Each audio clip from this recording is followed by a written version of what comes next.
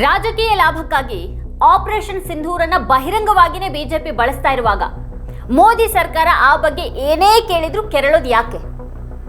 Operation Sindoor ಕುರಿತ ಮಾಹಿತಿಯ ಬಗ್ಗೆ ಪ್ರಶ್ನೆ ಮಾಡೋದನ್ನ ರಾಷ್ಟ್ರ ವಿರೋಧಿ ನಡವಳಿಕೆ ಅನ್ನುವಂತೆ ಪರಿಗಣಿಸುವ ಮೂಲಕ ಪ್ರಜಾಪ್ರಭುತ್ವ ಅಂತ ಅಂದ್ರೆ ಮೌನ ಅಂತ ಪ್ರತಿಪಾದಿಸಲಾಗ್ತಾ ಇದೆಯಾ? ರಾಷ್ಟ್ರೀಯ ಭದ್ರತೆ ಅನ್ನುವಂಥ ನೆಪದಲ್ಲಿ ಸರ್ಕಾರ ನಿಖರವಾಗಿ ಏನನ್ನ ಮರೆಮಾಚೋದಕ್ಕೆ ಪ್ರಯತ್ನ ಪಡ್ತಾ ಇದೆ. ಪತ್ರಕರ್ತರು, ವಿರೋಧ ಪಕ್ಷದ ನಾಯಕರು ಮತ್ತೆ ನಿವೃತ್ತ ಸೈನಿಕರ ಸರಳವಾದ ಪ್ರಶ್ನೆಗಳಿಗೆ ಯಾಕೆ ಉತ್ತರ ಇಲ್ಲ? ಭಾರತ ಕಳ್ಕೊಂಡಿದ್ರ ಬಗ್ಗೆ ಹೊಣೆಗಾರಿಕೆ ಮತ್ತೆ ಪಾರದರ್ಶಕತೆ ಎಲ್ಲಿದೆ? ಪ್ರಶ್ನೆಗಳನ್ನ ದಮನಿಸುವಾಗ ಉತ್ತರಗಳನ್ನ ಟಿವಿ ನಿರೂಪಕರು ಕೊಡ್ತಾ ಇರುವಾಗ ಈ ಸರ್ಕಾರ ಸೇನಾ ಕಾರ್ಯಾಚರಣೆಯನ್ನು ಪ್ರೊಪಗಂಡಾದ ಮತ್ತೊಂದು ಟೂಲ್ ಆಗಿ ಬಳಸ್ತಾ ಇದೆಯಾ? ಆಪರೇಷನ್ ಸಿಂಧೂರ್ ಹೆಸರಿನಲ್ಲಿ ಬೀದಿಯಲ್ಲಿ ಬಿಜೆಪಿ ರಾಜಕೀಯ ಮಾಡಬಹುದು, ಅದಕ್ಕೆ ಏನು ಬೇಕು ಅದನ್ನ ಹೇಳಬಹುದು. ಆದ್ರೆ ಅದೇ ಆಪರೇಷನ್ ಸಿಂಧೂರ್ ಬಗ್ಗೆ ಸಕಾಲಿಕ ಪ್ರಶ್ನೆಗಳನ್ನ ಕೇಳಿದ ಕೂಡಲೇ ಏನೋ ಪ್ರಮಾದ ಮಾಡಿಬಿಟ್ರು ಅನ್ನುವಂತೆ ಬಿಂಬಿಸಲಾಗ್ತಾ ಇರೋದು ಯಾಕೆ? ಈ ಪ್ರಶ್ನೆಗಳನ್ನ ಇವತ್ತಿನ ವಿಡಿಯೋದಲ್ಲಿ ನಾವು ಚರ್ಚೆ ಮಾಡೋಣ. ಆದ್ರೆ ಅದಕ್ಕೂ ಮುನ್ನ ನೀವಿನ್ನೂ ನಮ್ಮ ಚಾನಲ್ ಅನ್ನು ಸಬ್ಸ್ಕ್ರೈಬ್ ಮಾಡಿಲ್ಲ ಅನ್ನೋದಾದ್ರೆ ಈಗಲೇ ಈ ವಿಡಿಯೋ ಕೆಳಗೆ ಕಾಣ್ತಾ ಇರುವಂತಹ ಸಬ್ಸ್ಕ್ರೈಬ್ ಬಟನ್ ಹಾಗೆ ಪಕ್ಕದಲ್ಲಿರುವಂತಹ ಬೆಲ್ ಐಕಾನ್ ಪ್ರೆಸ್ ಮಾಡಿ ನಮ್ಮನ್ನ ಪ್ರೋತ್ಸಾಹಿಸಿ. ಹಾಗೆ ಈ ವಿಡಿಯೋವನ್ನ ಮಿಸ್ ಮಾಡದೆ ಕೊನೆವರೆಗೂ ನೋಡಿ. ಇದ್ರ ಬಗ್ಗೆ ನಿಮ್ಗೇನು ಅಭಿಪ್ರಾಯ ಇದೆ ಅದನ್ನ ಕೆಳಗಡೆ ಕಮೆಂಟ್ ಮಾಡಿ. ಹಾಗೆ ಇದರ ಲಿಂಕ್ ಅನ್ನು ನಿಮ್ಮೆಲ್ಲ ಬಂಧು ಮಿತ್ರರಿಗೆ ವಾಟ್ಸ್ಆಪ್ ಮಾಡಿ. ನಾವೀಗ ವಿಷಯಕ್ಕೆ ಬರೋಣ. ಈ ದೇಶದಲ್ಲಿ ಏನು ನಡೀತಾ ಇದೆಯೋ ಅದು ಬಹುಶಃ ಹಿಂದೆ ಯಾವತ್ತೂ ಸಂಭವಿಸಿರಲಿಲ್ಲ. ಯಾವುದೇ ಮಿಲಿಟರಿ ಕಾರ್ಯಾಚರಣೆ ಅಥವಾ ಯಾವುದೇ ಯುದ್ಧದ ಸಂದರ್ಭದಲ್ಲಿ ಅದನ್ನ ರಾಜಕೀಯ ಪ್ರಚಾರದ ಭಾಗವಾಗಿಸಬೇಕು ಅನ್ನೋ ಒಂದು ಆಲೋಚನೆ ಯಾವತ್ತಿಗೂ ಬರ್ತಾ ಇರಲಿಲ್ಲ. ಆದ್ರೆ ಈಗ ಈ ದೇಶದೊಳಗೆ ಅವೆಲ್ಲ ಕೂಡ ನಡೀತಾ ಇದೆ. ಮತ್ತೆ ಈ ಪ್ರಶ್ನೆ ಕ್ರಮೇಣ ದೊಡ್ಡದಾಗ್ತಾ ಇದೆ. ಆಪರೇಷನ್ ಸಿಂಧೂರ್ನಲ್ಲಿ ಏನೇನಾಯ್ತು? ವಿರೋಧ ಪಕ್ಷದ ನಾಯಕರು ಈ ಬಗ್ಗೆ ಪ್ರಶ್ನೆಗಳನ್ನ ಎತ್ತುತ್ತಾ ಇದ್ದಾರೆ. ಮತ್ತೆ ಈ ದೇಶದ ವಿದೇಶಾಂಗ ಸಚಿವರ ಹೇಳಿಕೆ ಪ್ರಶ್ನೆಗಳನ್ನ ಹುಟ್ಟಾಕ್ತಾ ಇದೆ. ಅಂತಾರಾಷ್ಟ್ರೀಯ ವೇದಿಕೆಗಳಲ್ಲಿ, ಅಂತಾರಾಷ್ಟ್ರೀಯ ಪತ್ರಿಕೆಗಳಲ್ಲಿ ಪ್ರಕಟ ಆಗ್ತಾ ಇರುವಂತಹ ವರದಿಗಳು ಭಾರತದೊಳಗೆ ಹೇಳಲಾಗ್ತಾ ಇರುವಂತಹ ವರದಿಗಳಿಗಿಂತ ಸಂಪೂರ್ಣವಾಗಿ ಭಿನ್ನವಾಗಿವೆ. ಈ ದೇಶದ ಆಂತರಿಕ ರಾಜಕೀಯ ಅಂತಾರಾಷ್ಟ್ರೀಯ ರಾಜತಾಂತ್ರಿಕತೆಯೊಂದಿಗೆ ಘರ್ಷಣೆಯನ್ನು ಪ್ರಾರಂಭಿಸಿದೆ. ಇನ್ನೊಂದು ದೊಡ್ಡ ಪ್ರಶ್ನೆ ಏನು ಅಂತ ಅಂದ್ರೆ ವಿದೇಶಾಂಗ ನೀತಿ ಮತ್ತೆ ರಾಜತಾಂತ್ರಿಕತೆಯ ಬಗ್ಗೆ ಆಡಳಿತ ಪಕ್ಷ ಮತ್ತೆ ವಿರೋಧ ಪಕ್ಷದ ನಡುವೆ ನಿಜವಾಗಿಯೂ ಒಮ್ಮತ ಇದೆಯಾ ಅನ್ನೋದು. ಆಪರೇಷನ್ ಸಿಂಧೂರ್ ನಂತರದ ಸಂದರ್ಭದಲ್ಲಿ ಅಂಥ ಸನ್ನಿವೇಶಗಳು ನಿಧಾನವಾಗಿ ಬೆಳೆಯೋದಕ್ಕೆ ಪ್ರಾರಂಭ ಮಾಡಿವೆ. ಮೊದಲ ಬಾರಿಗೆ ಅಮೆರಿಕ ಕೂಡ ಭಾರತದ ಜೊತೆಗೆ ಸ್ಪಷ್ಟವಾಗಿ ನಿಂತಿಲ್ಲ. ತಾನು ಹೇಳಿದಾಗೆ ಭಾರತ ಮತ್ತೆ ಪಾಕಿಸ್ತಾನ ಕೇಳಬೇಕು ಅಂತ ಫರ್ಮಾನ್ ಹೊರಡಿಸ್ತಾ ಇದೆ. ಅದರಲ್ಲೂ ಪಾಕಿಸ್ತಾನದಂತಹ ದೇಶವನ್ನು ಭಾರತಕ್ಕೆ ಸಮವಾಗಿ ಅಮೆರಿಕ ಉಲ್ಲೇಖ ಮಾಡ್ತಾ ಇದೆ. ಭಾರತ ಪಾಕಿಸ್ತಾನ ಅಂತ ಒಟ್ಟೊಟ್ಟಿಗೆ ಹೇಳ್ತಾ ಇದೆ ಅಮೆರಿಕ. ಎಲ್ಲಿಯ ಭಾರತ, ಎಲ್ಲಿಯ ಪಾಕಿಸ್ತಾನ?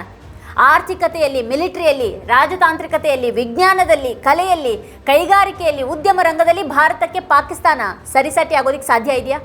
ಆದರೂ ಅಮೆರಿಕ ಮಾತ್ರ ಇತ್ತೀಚೆಗೆ ನಿರಂತರವಾಗಿ ಭಾರತ ಪಾಕಿಸ್ತಾನ ಅಂತ ಸಮಾನವಾಗಿ ಕಾಣ್ತಾ ಇದೆ, ಹಾಗೆ ಉಲ್ಲೇಖ ಕೂಡ ಮಾಡ್ತಾ ಇದೆ.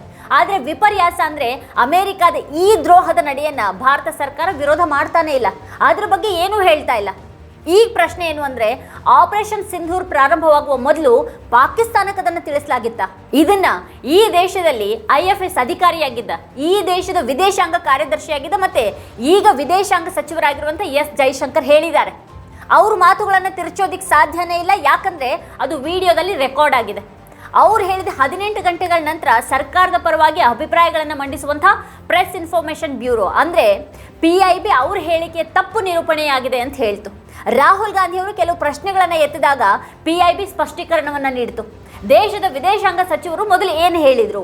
ಕಾರ್ಯಾಚರಣೆಯ ಆರಂಭದಲ್ಲಿಯೂ ಕೂಡ ನಾವು ಭಯೋತ್ಪಾದಕ ಮೂಲ ಸೌಕರ್ಯಗಳ ಮೇಲೆ ದಾಳಿ ಮಾಡ್ತಾ ಇದ್ದೀವಿ ಅಂತ ಪಾಕಿಸ್ತಾನಕ್ಕೆ ಸಂದೇಶವನ್ನ ಕಳಿಸಿದ್ವಿ. ನಾವು ಮಿಲಿಟರಿಯ ಮೇಲೆ ದಾಳಿಯನ್ನ ಮಾಡ್ತಾ ಇಲ್ಲ, ಹಾಗಾಗಿ ಮಿಲಿಟರಿಗೆ ಈ ಪ್ರಕ್ರಿಯೆಯಲ್ಲಿ ಹಸ್ತಕ್ಷೇಪ ಮಾಡದೇ ಇರುವಂತ ಆಯ್ಕೆ ಇದೆ. ಆದ್ರೆ ಅವರು ಆ ಒಂದು ಒಳ್ಳೆಯ ಸಲಹೆಯನ್ನ ತೆಗೆದುಕೊಳ್ಳದಿರೋದಕ್ಕೆ ನಿರ್ಧಾರ ಮಾಡಿದ್ರು ಅಂತ ಜೈಶಂಕರ್ ಹೇಳಿದ್ರು. ದಾಳಿ ಪ್ರಾರಂಭಿಸುವ ಮೊದಲು ಪಾಕಿಸ್ತಾನಕ್ಕೆ ಮಾಹಿತಿ ನೀಡೋದು ಅಪರಾಧ ಅಂತ ರಾಹುಲ್ ಗಾಂಧಿ ಅವರು ಹೇಳಿದ್ರು. ವಿದೇಶಾಂಗ ಸಚಿವರು ಇದನ್ನು ಸಾರ್ವಜನಿಕವಾಗಿ ಒಪ್ಕೊಳ್ತಿದ್ದಾರೆ. ಭಾರತ ಸರ್ಕಾರ ಇದನ್ನ ಮಾಡಿದೆ, ಆದ್ರಿಂದ ನಾವು ಕೇವಲ 2 ಪ್ರಶ್ನೆಗಳನ್ನ ಕೇಳ್ತೀವಿ. ಇದಕ್ಕೆ ಯಾರು ಅನುಮತಿಯನ್ನ ನೀಡಿದ್ರು ಮತ್ತೆ ಎರಡನೇದಾಗಿ ನಮ್ಮ ವಾಯುಪಡೆ ಇದರಿಂದ ಎಷ್ಟು ವಿಮಾನವನ್ನ ಕಳೆದುಕೊಂಡಿದೆ ಅಂತ ರಾಹುಲ್ ಗಾಂಧಿ ಅವರು ಪ್ರಶ್ನೆ ಮಾಡಿದ್ರು. ಯಾಕಂದ್ರೆ ಅಂತಾರಾಷ್ಟ್ರೀಯ ಮಟ್ಟದಲ್ಲಿ ಇದು ದೊಡ್ಡ ಪ್ರಶ್ನೆ ಆಗಿತ್ತು. ಈ ಅವಧಿಯಲ್ಲಿ ಭಾರತೀಯ ವಿಮಾನಗಳು ಎಲ್ಲಿಯಾದ್ರೂ ಬಿದ್ದಿವೆಯಾ ಅನ್ನುವಂಥ ಪ್ರಶ್ನೆ ಎದ್ದಿತ್ತು. ಸರ್ಕಾರ ಅದನ್ನು ನಿರಾಕರಿಸಿತು. ಪಾಕಿಸ್ತಾನಕ್ಕೆ ದಾಳಿಯ ಬಗ್ಗೆ ಮೊದಲೇ ತಿಳಿದಿದ್ರಿಂದ ನಾವು ಎಷ್ಟು ವಿಮಾನಗಳನ್ನು ಕಳೆದುಕೊಂಡಿದ್ದೀವಿ ಅನ್ನುವಂಥ ಒಂದು ಪ್ರಶ್ನೆಯನ್ನ ರಾಹುಲ್ ಮತ್ತೆ ಎತ್ತಿದ್ದಾರೆ. ದೇಶಕ್ಕೆ ಸತ್ಯವನ್ನು ತಿಳಿದುಕೊಳ್ಳುವಂಥ ಹಕ್ಕಿದೆ.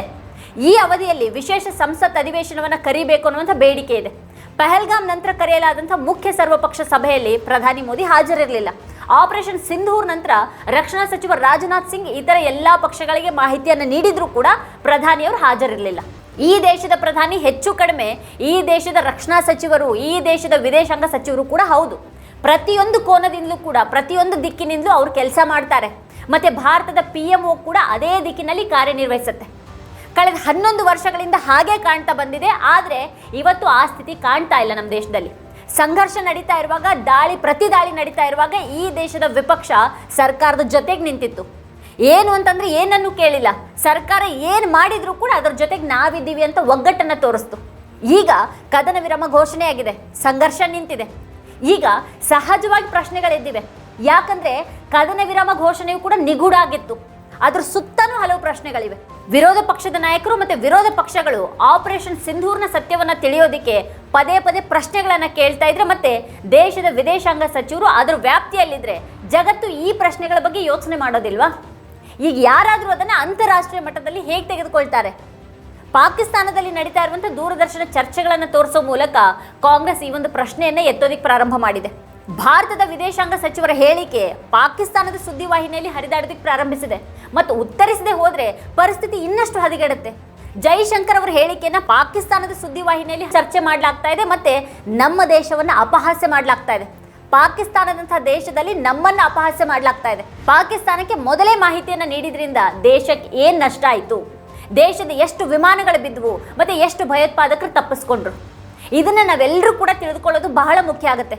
ಪಾಕಿಸ್ತಾನ ಸರ್ಕಾರನೇ ಭಯೋತ್ಪಾದನೆಯನ್ನು ಬೆಂಬಲಿಸ್ತಾ ಇದೆ, ಬೆಳೆಸ್ತಾ ಇದೆ, ಆಶ್ರಯ ನೀಡ್ತಾ ಇದೆ ಅನ್ನೋದು ಅದರ ಮೇಲಿರುವಂಥ ಗಂಭೀರ ಆರೋಪ.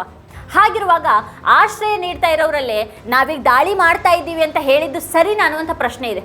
ಆದ್ರಿಂದ ಭಯೋತ್ಪಾದಕರಿಗೂ ಕೂಡ ಮಾಹಿತಿ ತಲುಪೋದಿಲ್ವಾ? ಅವ್ರು ತಪ್ಪಿಸಿಕೊಳ್ಳೋದಕ್ಕೆ ಅವಕಾಶ ನೀಡಿದಾಗ ಆಗೋದಿಲ್ವಾ? ಅವ್ರು ಪ್ರತಿ ದಾಳಿಗೆ ಸಜ್ಜಾಗಿರೋದಕ್ಕೆ ಅವಕಾಶವನ್ನು ಮಾಡಿದ ಹಾಗಾಗೋದಿಲ್ವಾ ಅನ್ನೋದು ಕಾಂಗ್ರೆಸ್ ಹಾಗೆ ರಾಹುಲ್ ಗಾಂಧಿ ಅವ್ರ ಪ್ರಶ್ನೆ ಆಗಿದೆ. ಭಯೋತ್ಪಾದನೆ ಪ್ರಶ್ನೆ ಬಂದಾಗ ಅಥವಾ ಯುದ್ಧದ ಸಂದರ್ಭಗಳು ಬಂದಾಗ ಭಾರತದ ವಿದೇಶಾಂಗ ನೀತಿ ಮತ್ತು ರಾಜತಾಂತ್ರಿಕತೆ ಹೇಗೆ ಕೆಲಸ ಮಾಡ್ತಾ ಬಂದಿದೆ, ಈಗ ಅದು ಹೇಗೆ ಕೆಲಸ ಮಾಡ್ತಾ ಇದೆ, ಇದು ಬಹಳ ಮುಖ್ಯವಾದಂಥ ಪ್ರಶ್ನೆ ಅಲ್ವಾ? ಯಾವುದೇ ಯುದ್ಧದಲ್ಲಿ ಅಥವಾ ಯಾವುದೇ ಕಾರ್ಯಾಚರಣೆಯ ನಂತರ ಭಾರತದೊಳಗಿನ ರಾಜಕೀಯ ಮತ್ತು ಭಾರತದೊಳಗೆ ಸಾಮಾಜಿಕ ಚಿಂತನೆಯೊಂದಿಗೆ ಹೊರಹೊಮ್ಮುವಂಥ ವ್ಯಾಖ್ಯಾನ ಕೂಡ ದೊಡ್ಡ ಪ್ರಶ್ನೆ ಆಗಿದೆ. ಭಾರತದ ಸ್ವಂತ ಸಾಮಾಜಿಕ ರಾಜಕೀಯ ಸನ್ನಿವೇಶಗಳು ಅಂತಾರಾಷ್ಟ್ರೀಯ ಪರಿಸ್ಥಿತಿಯ ಮೇಲೆ ಪ್ರಭಾವ ಬೀರುತ್ತವಾ, ಅಥವಾ ಭಾರತ ಸರ್ಕಾರ ಅಥವಾ ಮೋದಿ ಸರ್ಕಾರದ ಪಾತ್ರವನ್ನು ಅಂತಾರಾಷ್ಟ್ರೀಯ ಸಂದರ್ಭಗಳಲ್ಲಿ ಬಹಿರಂಗವಾಗಿ ರಾಜಕೀಯವಾಗಿ ಬೆಳೆಸಲಾಗ್ತಾ ಇದೆಯಾ ಅಥವಾ ದುರುಪಯೋಗ ಪಡಿಸ್ಕೊಳ್ಳಲಾಗ್ತಾ ಇದೆಯಾ? ಯುದ್ಧದ ಸಮಯದಲ್ಲಿ ಇಬ್ಬರು ಹಿರಿಯ ಮಹಿಳಾ ಅಧಿಕಾರಿಗಳು ಪತ್ರಿಕಾಗೋಷ್ಠಿಯನ್ನು ನಡೆಸ್ತಾ ಇದ್ದಾಗ ಮಹಿಳಾ ಅಧಿಕಾರಿಗಳ ಬಗ್ಗೆ ಮಾಡಿದಂತಹ ಕಮೆಂಟ್ಗಳು ಭಾರತೀಯ ಸಮಾಜದ ದುರಂತವನ್ನು ಬಹಿರಂಗವಾಗಿ ವ್ಯಕ್ತಪಡಿಸಿವೆ. ಮಧ್ಯಪ್ರದೇಶದಲ್ಲಿ ಸಚಿವ ಬಿಜೆಪಿ ನಾಯಕ ವಿಜಯ್ ಶಾ ಅವರನ್ನು ಇನ್ನೂ ಕೂಡ ಅರೆಸ್ಟ್ ಮಾಡಿಲ್ಲ. ಸುಪ್ರೀಂ ಕೋರ್ಟ್ ಅವರ ಬಂಧನಕ್ಕೆ ತಡೆ ನೀಡಿದೆ. ಆದರೆ ಅವ್ರ ಕ್ಷಮೆಯಾಚನೆಯನ್ನು ಕೋರ್ಟ್ ಸಾರಾಸಗಟಾಗಿ ತಿರಸ್ಕರಿಸಿದೆ. ಮೊಸಳೆ ಕಣ್ಣೀರು ಸುರಿಸಬೇಡಿ ಅಂತ ಅದು ಹೇಳಿದೆ. ಪ್ರಕರಣದ ತನಿಖೆಗೆ SITಯನ್ನು ರಚನೆ ಮಾಡಲಾಗಿದೆ. ಮತ್ತೊಂದು ಕಡೆಗೆ ಅಶೋಕ ವಿಶ್ವವಿದ್ಯಾಲಯದ ಅಸೋಸಿಯೇಟ್ ಪ್ರೊಫೆಸರ್ ಅಲಿ ಖಾನ್ ಮಹಮೂದಾಬಾದ್ ಅವರನ್ನ ಕರ್ನಲ್ ಸೋಫಿಯಾ ಖುರೇಶಿ ಮತ್ತು ವಿಂಗ್ ಕಮಾಂಡರ್ ವ್ಯೋಮಿಕಾ ಸಿಂಗ್ ವಿರುದ್ಧ ಆಕ್ಷೇಪಾರ್ಹ ಹೇಳಿಕೆ ನೀಡಿದ್ದಾರೆ ಅಂತ ಆರೋಪಿಸಿ ಸೋನಿಪತ್ ಪೊಲೀಸರು ಅರೆಸ್ಟ್ ಮಾಡಿದ್ದಾರೆ. ಮೇ 8ರಂದು ಸಾಮಾಜಿಕ ಮಾಧ್ಯಮದಲ್ಲಿ ಪ್ರೊಫೆಸರ್ ಮಹಮೂದಾಬಾದ್ ಅವರು ಪಾಕಿಸ್ತಾನ ಮತ್ತು ಪಾಕ್ ಆಕ್ರಮಿತ ಕಾಶ್ಮೀರದಲ್ಲಿನ ಭಯೋತ್ಪಾದಕ ಶಿಬಿರಗಳ ವಿರುದ್ಧ ಭಾರತೀಯ ಸೇನಾ ಕಾರ್ಯಾಚರಣೆ ಬಗ್ಗೆ ಮಾಧ್ಯಮಗಳಲ್ಲಿ ವಿವರಿಸಿದಂಥ ಕರ್ನಲ್ ಸೋಫಿಯಾ ಖುರೇಶಿ ಅವರನ್ನ ಹಿಂದುತ್ವದ ಬೆಂಬಲಿಗರು ಹೊಗಳ್ತಾ ಇರೋದನ್ನು ವ್ಯಂಗ್ಯವಾಗಿ ಎತ್ತಿ ತೋರಿಸಿದ್ರು. ಬಹುಶಃ ಹಿಂದುತ್ವದ ವ್ಯಾಖ್ಯಾನಕಾರರು ಗುಂಪು ಹತ್ಯೆ, ಅನಿಯಂತ್ರಿತ ಬುಲ್ಡೋಸರ್ ದಾಳಿಗಳು ಹಾಗೆ ಬಿಜೆಪಿ ಪಕ್ಷದ ದ್ವೇಷದ ರಾಜಕಾರಣದಿಂದ ಸಂತ್ರಸ್ತರಾದವರನ್ನ ಭಾರತೀಯ ಪ್ರಜೆಗಳು ಅಂತ ರಕ್ಷಣೆ ಮಾಡಬೇಕು ಅಂತ ಅಷ್ಟೇ ಗಟ್ಟಿಯಾಗಿ ಆಗ್ರಹಿಸಬಹುದು ಅಂತ ಹೇಳಿದರು. ಕರ್ನಲ್ ಖುರೇಶಿ ಮತ್ತು ವಿಂಗ್ ಕಮಾಂಡರ್ ವ್ಯೋಮಿಕಾ ಸಿಂಗ್ ಅವರ ಪತ್ರಿಕಾಗೋಷ್ಠಿಗಳ ಬಾಹ್ಯ ನೋಟ ಮುಖ್ಯ ಆದರೂ ಬಾಹ್ಯ ನೋಟವು ನೆಲದ ವಾಸ್ತವಕ್ಕೆ ಬದಲಾಗಬೇಕು, ಇಲ್ಲದೇ ಇದ್ರೆ ಅದು ಕೇವಲ ಕಪಟತನ ಅಂತ ಅವರು ಪ್ರತಿಪಾದಿಸಿದರು. ಈ ಸಂಬಂಧ ಹರಿಯಾಣ ರಾಜ್ಯ ಮಹಿಳಾ ಆಯೋಗ ಅಲಿ ಖಾನ್ ಮೆಹಮೂದಾಬಾದ್ ಅವರಿಗೆ ನೋಟಿಸನ್ನು ಕಳಿಸಿತ್ತು. ಈಗ ಅವರು ಸುಪ್ರೀಂ ಕೋರ್ಟ್ ಬಾಗಿಲು ತಟ್ಟಿದ್ದಾರೆ. ವಿಷಯ ಸುಪ್ರೀಂ ಕೋರ್ಟ್ಗೆ ಬಂದಿದೆ. ಪ್ರಕರಣದ ವಿಚಾರಣೆಗೆ ಕೋರ್ಟ್ ಕೂಡ ಒಪ್ಕೊಂಡಿದೆ. ಉಗ್ರರನ್ನ ಹೊಡೆಯೋದಿಕ್ಕೆ ಅವ್ರ ಸೋದರಿಯನ್ನ ಕಳಿಸಿದ್ದೀವಿ ಅಂತ ಕರ್ನಲ್ ಸೋಫಿಯಾ ಖುರೇಶಿ ಅವ್ರ ಬಗ್ಗೆ ಅಸಭ್ಯ ಹೇಳಿಕೆಯನ್ನು ನೀಡಿದಂತಹ ವಿಜಯ್ ಶಾ ಬಿಜೆಪಿಯ ಸಚಿವರಾಗಿ ಉಳ್ಕೊಂಡಿದ್ದಾರೆ. ಬಿಜೆಪಿ ಸಚಿವರಿಗೆ ವಿಶೇಷವಾದಂಥ ಸವಲತ್ತುಗಳಿವೆ.